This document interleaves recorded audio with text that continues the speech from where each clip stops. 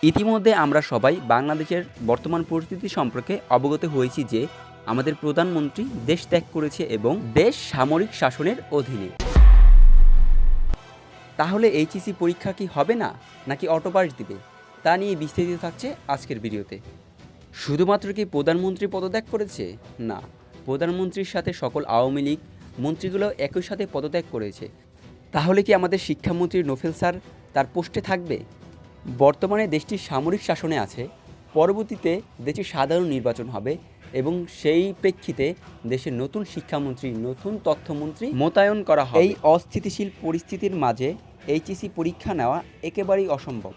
এখন আশা করা যায় যে এইচএসসি পরীক্ষার্থীদের অটোপাস দেওয়ার একটি সম্ভাবনা আছে, কারণ দেশ আপাতত সামরিক শাসনের আওতায় আছে। দেশের সামরিক শাসন মাত্র 3 মাসের বেশি থাকতে পারবে না। পরবর্তীতে আন্তর্জাতিক লেভেলের চাপ প্রয়োগ হবে সেনাবাহিনীদের ওপর। সেই কারণে 3 মাসের মাঝে দেশে সাধারণ নির্বাচন অনুষ্ঠিত হবে।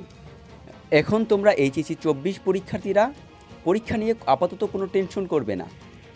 এখন শিক্ষা পরিস্থিতি স্বাভাবিক নেই এবং আমাদের শিক্ষা মন্ত্রণালয় এইচএসসি পরীক্ষা নিয়ে আপাতত কোনো চিন্তাভাবনা করছে না।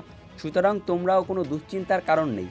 আশা করা যায় যে এইচএসসি পরীক্ষা 2024 অটোপাস দেওয়ার একটি সম্ভাবনা আছে এবং পরবর্তীতে যদি নতুন কোনো আপডেট নিউজ কিংবা শিক্ষা মন্ত্রণালয় থেকে নতুন কোনো নিউজ আসে, তাহলে আমরা সাথে সাথে তোমাদেরকে জানিয়ে দেব। সো এইচএসসি রিলেটেড নতুন কোনো তথ্য পেতে চাইলে কিংবা আপডেট নিউজ পেতে চাইলে আমাদের চ্যানেলের সাথেই থাকুন।